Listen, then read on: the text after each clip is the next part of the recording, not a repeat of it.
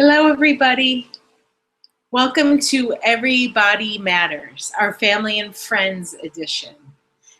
This is our chat each month that we offer an opportunity for us to be in conversation with you, to provide a platform of some education around eating disorder and body dissatisfaction and disordered eating.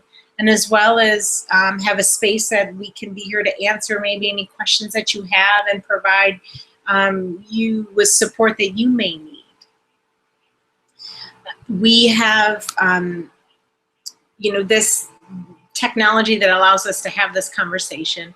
And one of the benefits is this is a video that records itself, and we have a collection of video a repository of videos through our monthly chat that you're welcome to look at any time. They are all themed and have a topic of conversation for each chat. And so they're really great educational tools to get some information on this disease, and could potentially really speak to one specific thing that your loved one may be struggling with. So how our format is for this video is that I'll spend some time doing some education around a particular topic area, and then I'll take any questions that you may have that or anything you might need support on. I will do my best to provide you with that support. We have, through the Upstate New York Eating Disorder Service, a phenomenal case management system that can field maybe particular questions that might be better for those in different specialties, whether it's a nutritional question or around therapeutic, the therapeutic model that they offer. This is really an opportunity for you to get some support and to maybe ask some questions that they're just looking to say, I just need some help with this right here, right now. Okay, so why don't we go ahead and get started with this week's topic. So my name's Jill Catherine, and every week I host an Everybody Matters virtual chat, and we have those on the chat who are in recovery from eating disorders, who are disordered eating or body dissatisfaction, and it really is a space where we have a community of those who are very consciously, recovering and healing, and on a body positive journey where they're looking to move forward in their lives and feel empowered to be who they want to be. And so we have this chat every week it's a really positive and powerful community that they can tune into for that hour. And similar like these chats, it records itself and there's videos and people can watch it back at their own time. And so I facilitate those chats every week, and so my role with those chats really comes from someone, over the last 14, 15 years have been serving in a mentor capacity in body image and eating disorder world. I came from 20 years ago a history of an eating disorder myself, and worked got treatment through the Upstate New York Eating Disorder Service and healed and recovered. And part of my process has been sort of giving back as a way to continue to empower myself and to empower others along the journey. Mentoring is a really big component of recovery, and that's what I want to talk to you about today, is aspects of recovery and how mentorship fits in there. Recovery is a word and phrase that's used a lot in the industry and in the field, let me say, of eating disorders. And it's a lot in mental health or more in substance abuse. You hear about, being in recovery.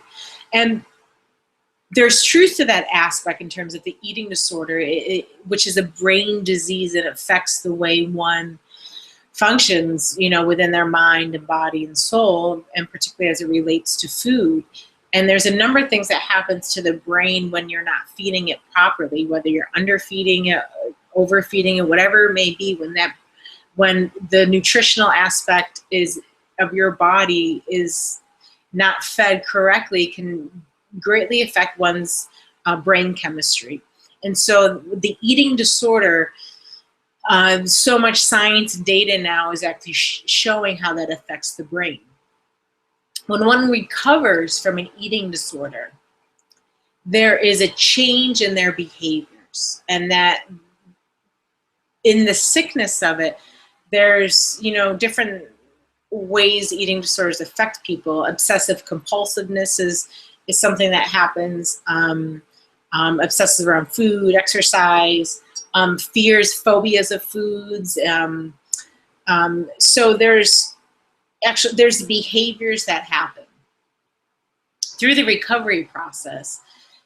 One's able to recover from engaging in those behaviors, and that's a critical component of the healing process, is no longer engaging in harmful behaviors to oneself. And those can be around food, those can be around exercise, those could be, self-harm behaviors. So, but those are all aspects that are part of the disease. We talk a lot through the Upstate New York Eating Disorder Service about the need of a treatment team. And it's so critical because this disease is so complex that for there to be a treatment team set up. And that includes, a medical doctor, a therapist, nutritionist, a counselor, where I said that therapist. So those components are really important to have. That helps to work very specific on the disease component, and then through the therapeutic work, also on, the sense of self, the identity, the mental body, if you will. So as we recover from the behaviors, because there's a spectrum in a sense, and it's not black and white, but it's a very broad spectrum of what the healing journey is. A recovery, to me, is a stage of that healing journey, and that recovery is really focused around those behaviors no longer ruling one's lives. When that disease is really wrapped into your loved one, those behaviors are dominating their lives. Their thought processes are dominated by those behaviors. Those behaviors are dominated by those thought processes.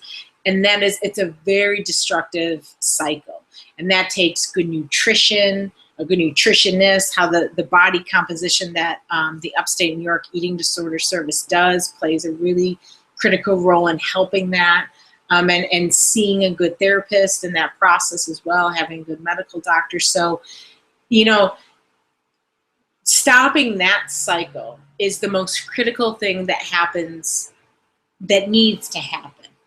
And then that's a stage process. Once that cycle isn't so dominant, those behaviors aren't so dominant, there's gaps that happen where the therapeutic aspect really starts to become enhanced around self and identity and feelings, and trying to understand the emotional landscape, whatever is happening for your loved one, what they're struggling with, what the fears are, what the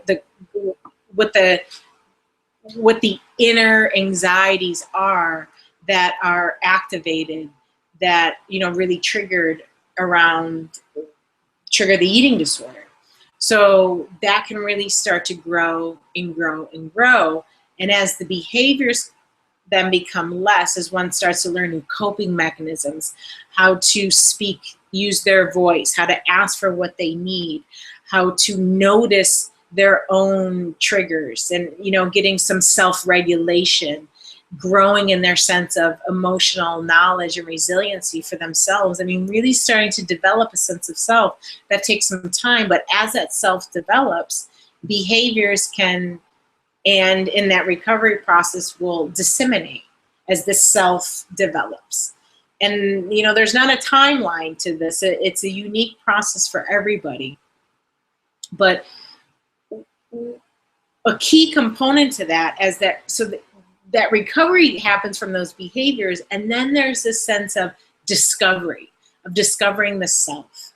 And in that discovery of your loved one, of the self, is where this really powerful sense of healing starts to begin for them.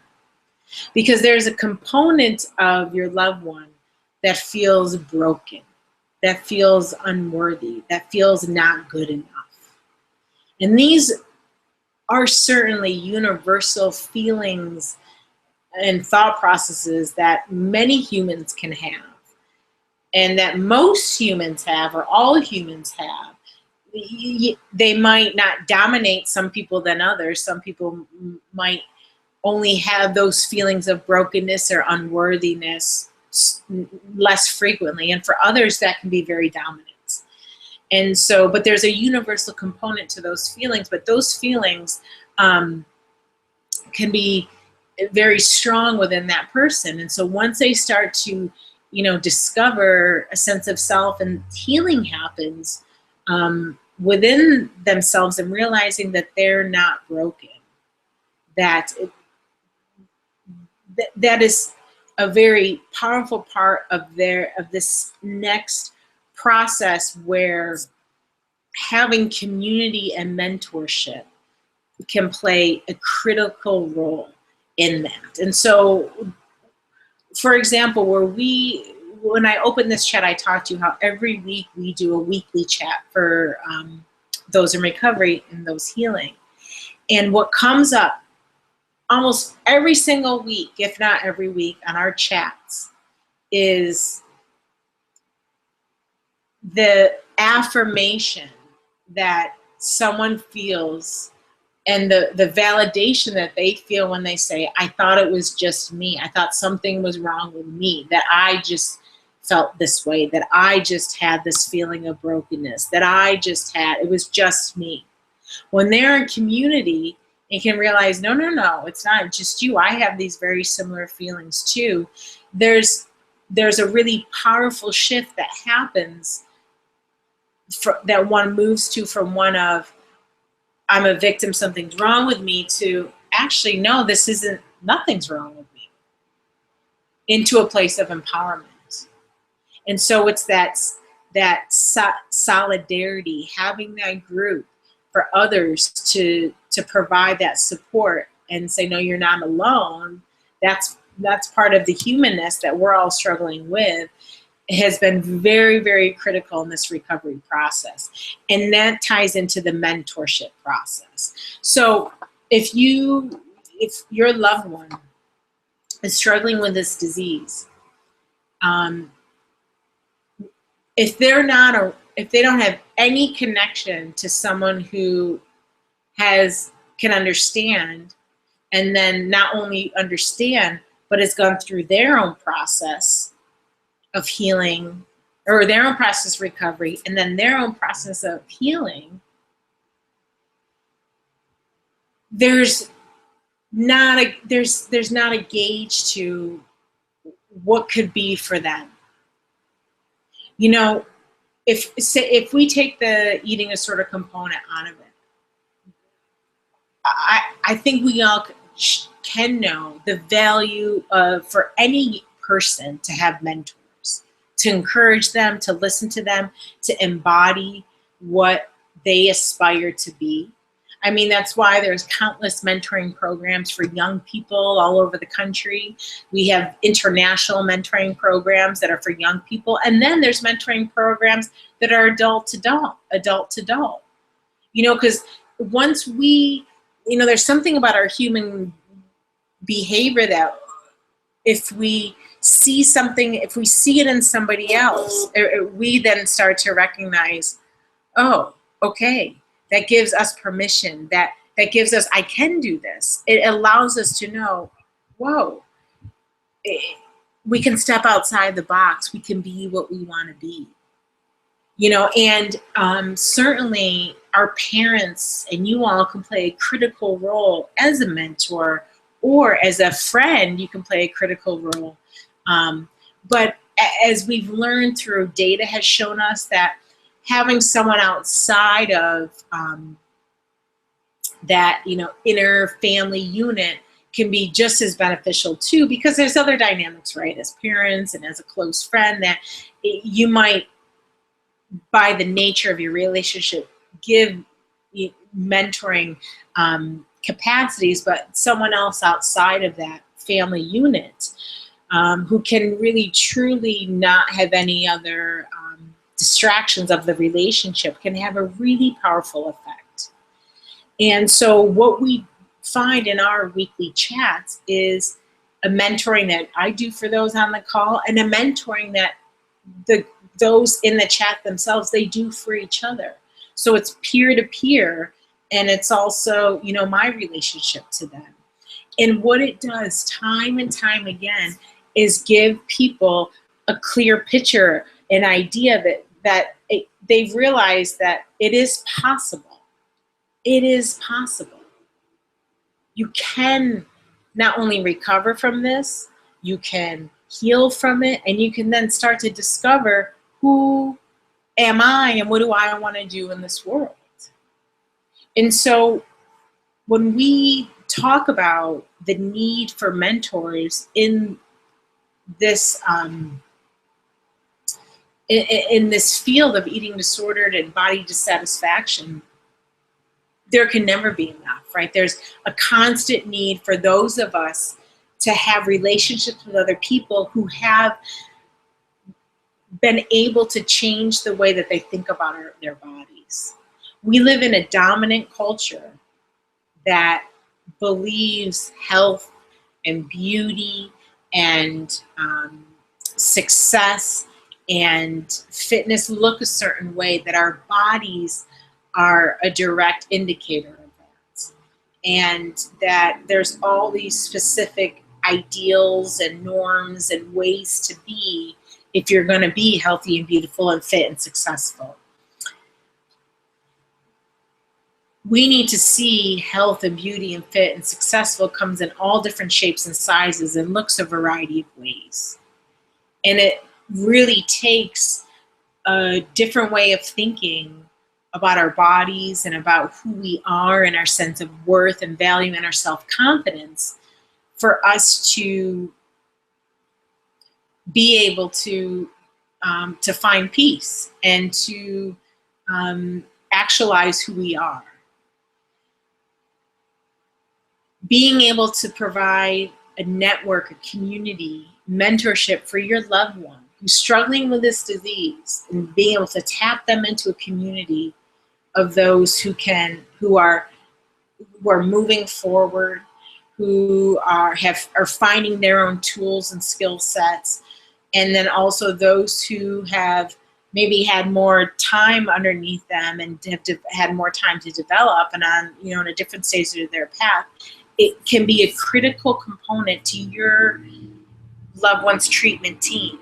So when we talked about before, having a nutritional component, medical doctor, a therapist, the other component there is that community piece, that community/mentor piece.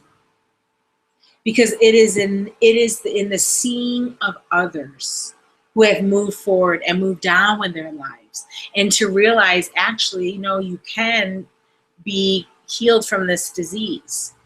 It's the seeing of that, which can be a lifeline, a moment at a time for your loved one who's struggling. So seeing other people, and then also having some connection with other people who are going through it themselves, so they know that they're not the only ones sitting in therapist's office and understanding these really complex part of themselves. There's tremendous comfort and support in that. So when you think, as you think about your loved one and whatever they're going through today, I wish, and I know all of us who are in this work wish we could say, yep, that recovery process it takes X amount of time and this long and looks like this for everybody. Unfortunately, it's not true.